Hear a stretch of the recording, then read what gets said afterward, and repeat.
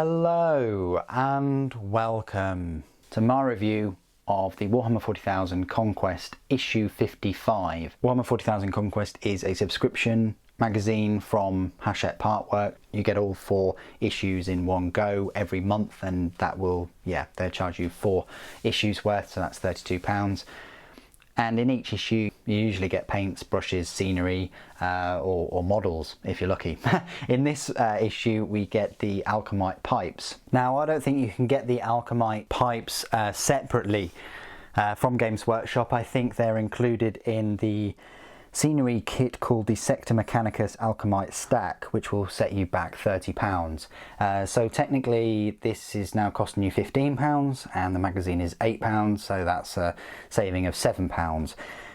Most likely you could probably get this scenery kit from a third-party seller for about £20 or so. So in theory you are still saving about £4 or £5. But scenery kits are rarer, I think, to get than the full range, in my experience. So we'll have a look at the magazine first of all, then we'll have a look at the scenery piece. I'll do some size comparisons with other scenery kits and models, and then we'll, I say, go through the review.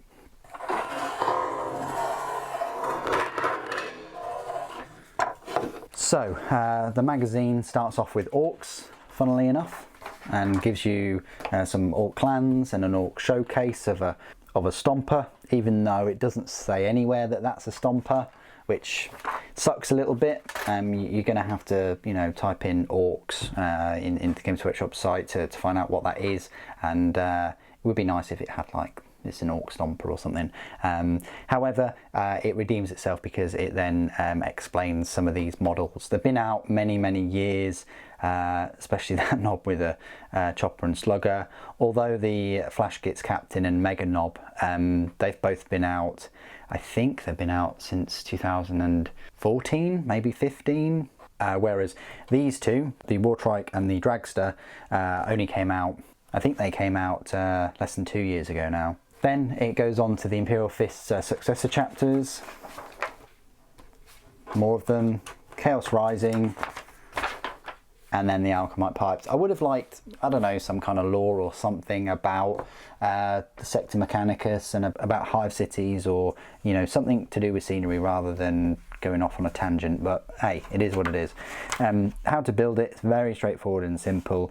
They're showcasing the grey plastic version, which is a little bit odd. It'll take you 5-10 minutes if that. The biggest problem is the mould lines. There aren't too many on it though, so it shouldn't be too bad, but the main thing you got to worry about is sort of connecting it together so that you don't have any gaps, or you remove the gaps as a minimum. They have a few gaps there in their painting, but not too bad. Of course you spray it in lead belcher, and then you wash it in Nuln Oil. They've painted theirs blue for some obscene reason. There you go. Nice detailing though that they've gone through, and then it looks like that. I much prefer that. way prefer that. Although to get that paint job is it takes a long time to get the yellow right, to get the rust, to get the chips of paint. That is going to be quite tricky. But there we go. It talks about new terrain rules and it being in cover, a poison city, and then septic sabotage mission. And then a look at the next 2 issues. Issue 56 has a couple of lieutenants and an ancient, and some more intercessors. And then issue 57, which will be my first look and review in one, just contains Thousand Suns Blue and Temple Guard Blue. They're perfect paints for getting those plasma effects, so they're really useful paints. Excellent that they've included them. But of course I think paints are what, £2.75 each or so that's £5.50. I still wouldn't recommend that issue because you're losing out big time on money, and it seems like every few issues you lose out. So some of the issues where you get quite a fair amount of models, or like the previous one, Typhus, you then eventually lose out on a couple of them, which is a bit of a shame, and I wish you gained in each issue. I wish the contents included more than the cost of the issue, every issue, because let's face it guys, you know, hatchett partworks are buying all these things from Games Workshop dirt cheap, you know, because they're just pumping out these magazines. It's very, very popular in many countries, and there's some countries like America, of course, where it would also be extremely popular. Anyway, let's have a look at the scenery piece itself. This is the only viable way I can kind of show you the model in full view, in the full size of it. It's quite a tall model. This is just extra, you know, this could just be put on your battlefield, preferably a city battlefield, but it still wouldn't look out of place on a desert battlefield as like some kind of hidden bunker thing, you know. I haven't glued these parts yet because I'm going to clean the mold lines up, and then I might glue them. I might not, because if you choose not to, then there's all kinds of options in terms of compatibility with the pipeline. You can put the pipeline on there, you know. Although I think it's probably best to glue that big pipe thing on, but still, there are options to change these things about. But yeah, that's why I haven't glued it. So detail wise, it's got an alright amount of detail. You're going to have gaps and mold lines and, you know, things on here. I mean, look at that, that's pretty bad. So need to file that and clean it up a bit. This stack itself, you're going to have a bit of a issue there with gaps, and the opposite side, and on the chimney itself. Look, even though that was pushed together quite solidly, it's a little bit better this side. It's still going to need a bit of a clean up before you go ahead and spray it. But could it go that way? Maybe. Huh. It could actually go that way. Maybe.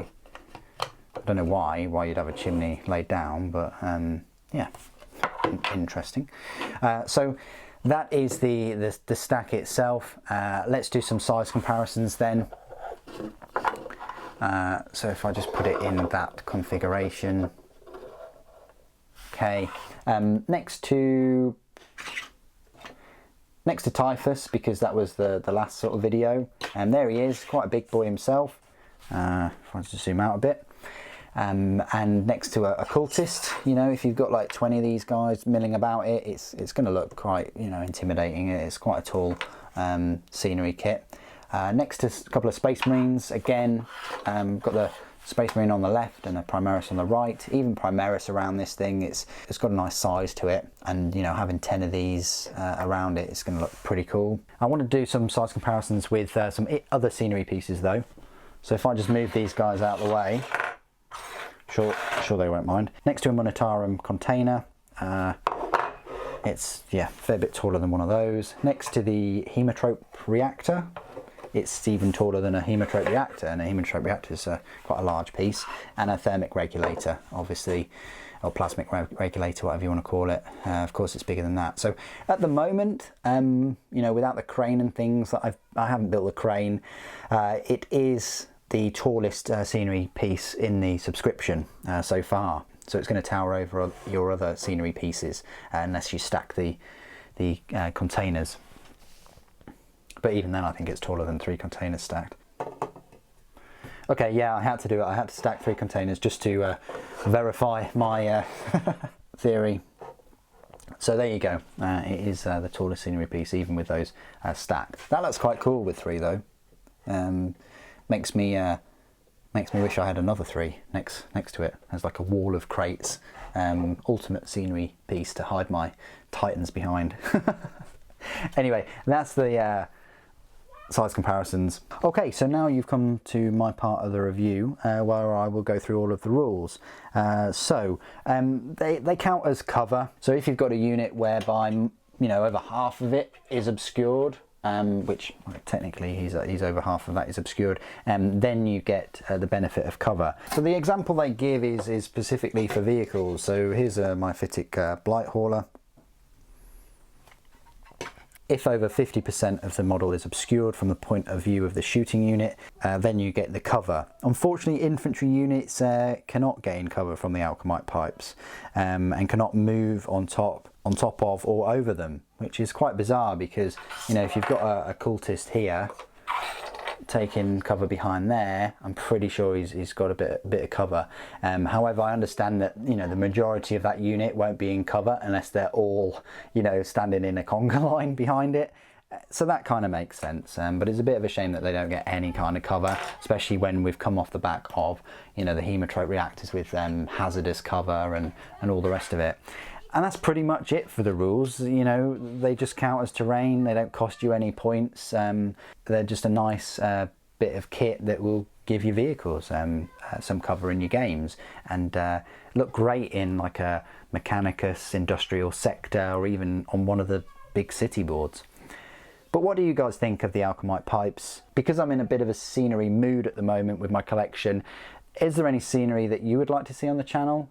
See me buy and unbox and go through? Definitely be interested in your thoughts and opinions. Thank you ever so much for joining me today. Thank you for watching. The Emperor Protects.